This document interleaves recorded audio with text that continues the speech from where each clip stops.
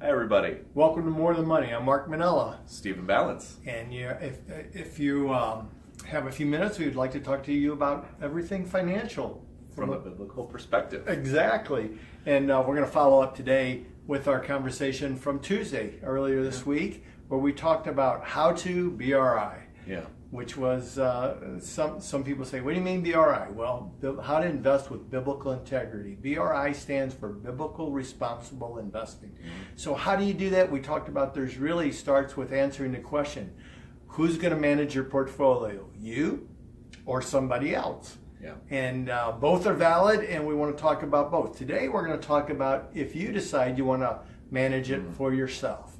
And this is kind of an exciting show about that, because a lot of people do manage their portfolios for themselves. You may be managing it for yourself. I don't know. You may be managing your 401k or your IRA, or you may not have any investments but just want to get started. So this is going to be an overview for you to help you to understand how to invest with biblical integrity for yourself. And what we'd like to do is first review the concept of being wise as a serpent, gentle as a dove. Now that almost sounds biblical, right? Yeah, exactly. Okay. And the whole purpose of this is actually the verse that we use at Integrity Investors to guide everything. Being wise as a serpent means understanding how the world works.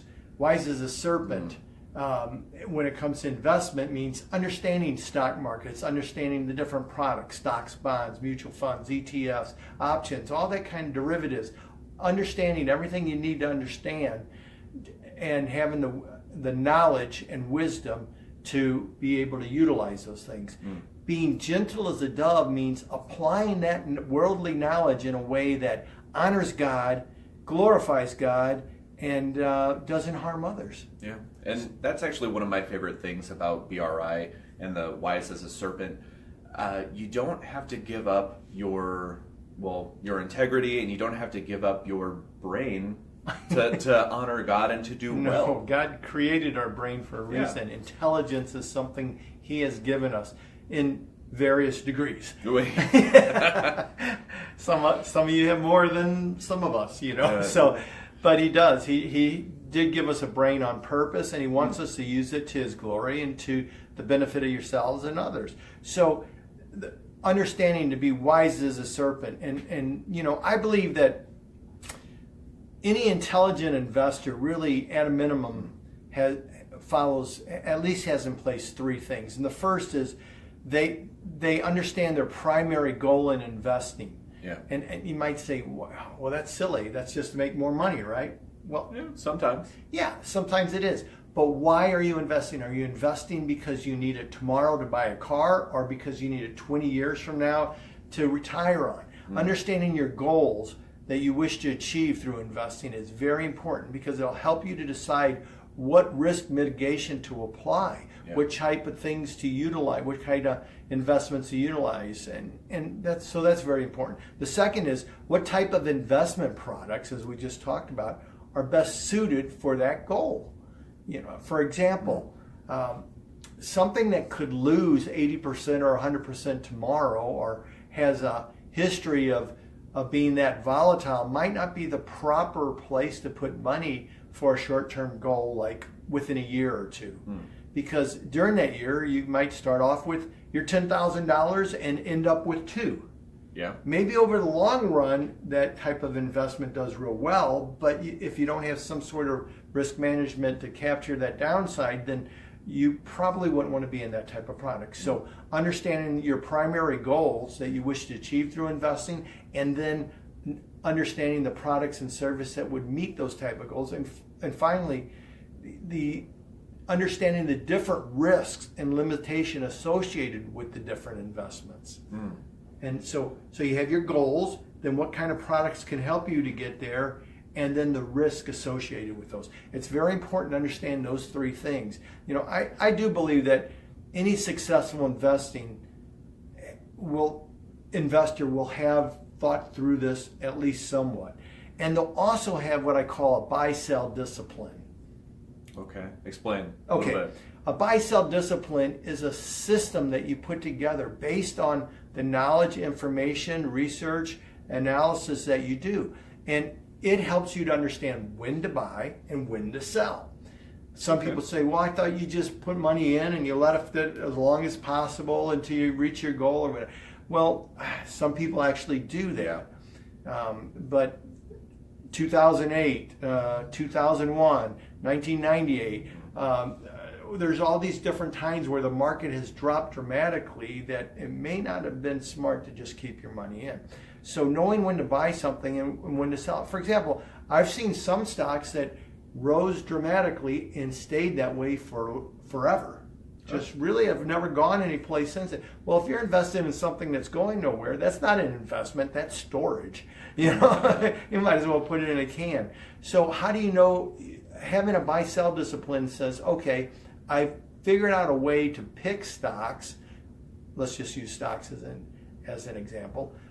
But how do I know when to buy in and when to sell? For example, in the markets today, we're seeing that the S&P 500's overbought, the Dow's overbought, meaning that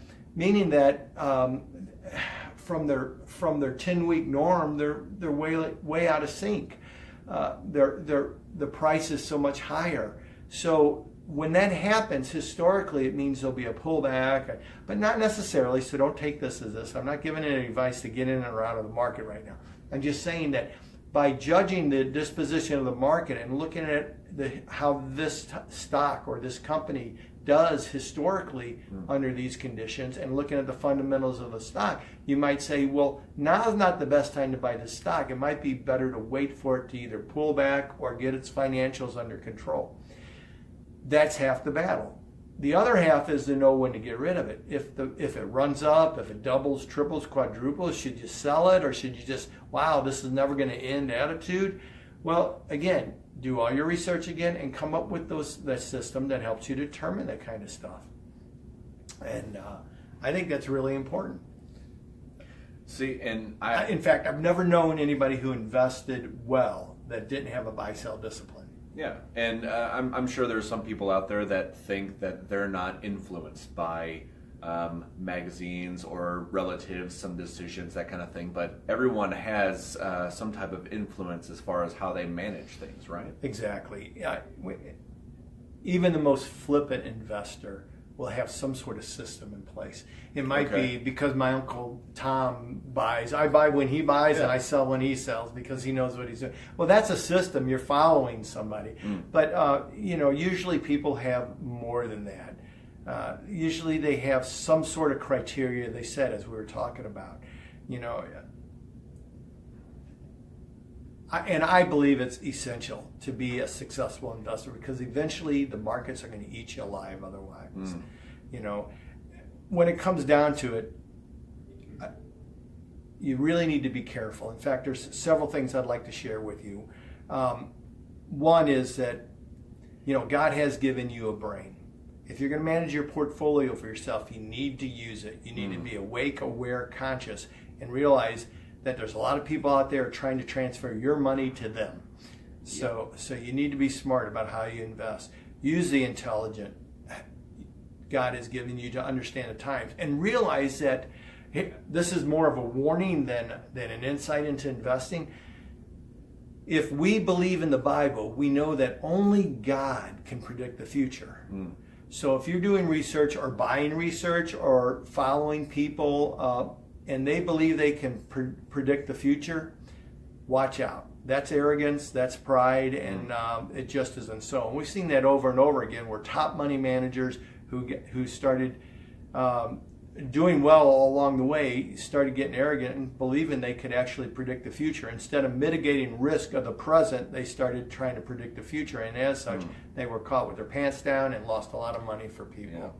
So the first thing is to heed that warning. Stay away from people who try to predict the future. And secondly, use the intelligence that God has given you to look at what's happening around us, to consider developing a system of investing that has a buy-sell discipline, one that helps you to discern the attributes of investments that fit your goals, one that helps you to consider the risks that are involved with those and possibly strategies to mitigate that risk. If you do that, then what it really comes down to is it takes a long time to do that, by the way. Okay. It's not easy. So if you're doing this for yourself, realize there's going to be growth. You're going to do things, they're going to work, and say, okay, I'm going to write that down, and this is why this works, and then you're going to find it doesn't always work, but mostly works. And as such, you'll be able to utilize that as part of your system. Over time, you'll develop a list of rules or a systematic way to invest. What to invest in, when to invest in it, and when to get out of it, and ways to minimize risk. This is so very important because there's a thing that's called the small investor syndrome. Yeah, I've heard of that. Have you heard about that? It's actually an indicator that some money managers use to help them understand the tops and the bottoms of the market. And the way they do it is by measuring small trades in the market, they're able to see what the smaller investors are doing. And the reason they watch this is because usually smaller investors are running on emotion. Okay. And not knowledge and not discipline. Yeah. And because of that, what happens is, here, imagine this guy is watching the markets and the stock he's been watching is going up, up, and up, and he's like, I don't know. Yeah. And finally it's like, okay, I can't take it anymore. I'm going to get in. And he gets in. And of course, when he gets in, he's somewhere near the top because his fear has kept him from investing on this ride up. And now it's up at the top, and it turns and starts heading down, and it's heading down. He's like, I can't. It's going to come back. His greed is not allowing him to sell and minimize his loss, and it keeps going down, and his greed keeps him from selling. And then all of a sudden, he can't take it anymore. He's lost too much, and he sells. Yeah, that sounds about right. Yeah, at the bottom.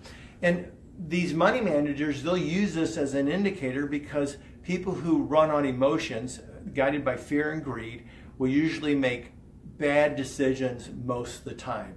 And they'll usually buy high and sell low because of that. So having the discipline, having an understanding, having a system in place, having the research and analysis is really very important. Yeah. Okay. And I know we're running pretty close to running out of time in just a little bit, but there's some things I'd like to give you some resources because you can go out to the internet and you can get millions and millions of pages of how to invest, how to make money. Some of it's actually good. Some of it is just trying to sell you a $99 package, that sell you a $199 package, that sell you a $1,000 package. There's way too much free information on technical and fundamental analysis out there, training on technical fundamental investing, options, everything out there. So just go out to the internet for the wise as a serpent type of stuff, or open up any magazine and you can find thousands of different opinions on what you should do next, and you can start discerning through that. But for you to invest with biblical integrity, you also need some biblical resources. And so I'd like to invite you to go out to a couple of other sites. One of them would be the NACFC. The reason I suggest you go there is that site is made up of all investment professionals who believe in biblical responsible investing. So their site, I think, is being rebuilt at the moment, but there'll be all sorts of great articles out there when they reestablish it again. Yeah. The National Association of Christian Financial Consultants, the website is nacfc.org, I believe. Yeah. It might be .com, but org. Okay, I'd also like to invite you out to Integrity Investors. We put videos out there. Yeah. You can, the NACFC, the other thing about the NACFC is you can screen your portfolio there. There's Evaluator Services. You would want to go out there. They have a button you can push and screen your portfolio for biblical screening to help make sure it's in alignment with your biblical needs. And so does Integrity Investors.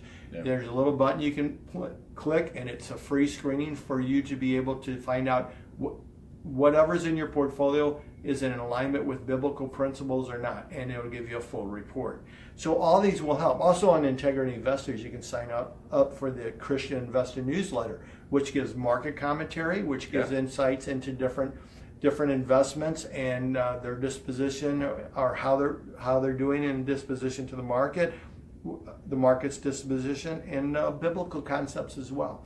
So those are some very good areas you can use. More Than Money Ministries They have a site that allows you to find a BRI qualified advisor, but you also can sign up for there's newsletter there, and they have these videos and more because they're the ones producing these videos for educational purposes for you there. And that site's being populated more and more. So when it comes to resources, the internet is incredible, but be careful because not only are people trying to sell you something oftentimes, but other times they're promoting something, and a lot of people don't know this. Another warning is that they promote stocks so that they run up so they can get out of them. So you have to be very careful in all the chat groups and all those kind of things, and you really need to realize, why is somebody saying this? Is it because they own it and they're running it up, or is it because they really did the research and look at the research? So with that said, I do want to encourage you to do one more thing, and I mentioned it last time, and that was you mentioned a lot of things, Mark. Pray without ceasing. Yeah. Pray so that you don't get sucked into the greed and the fear. Pray that you don't let your emotions run amok and cause you to make foolish decisions. Pray that God would give you the wisdom and knowledge for you to be wise as a serpent, gentle as a dove. And pray that God would bring you to the right resources for technical, fundamental, and biblical analysis like we do at Integrity Investors. Well, and you mentioned, if you don't have the peace in your heart when you're looking up these resources, or maybe you invest, if you don't have that peace, then maybe that's an issue. Yeah, maybe then you should find yourself a professional investor to take care of your portfolio. Someone who this is what they do. And that's okay too. But if you're going to do that, then you're going to want to listen to our next broadcast. As we talk about how to set a criteria to find an investment professional to help you with your portfolio. So either way you go, it doesn't matter, just as long as you realize that life is so much more than money. God bless everybody.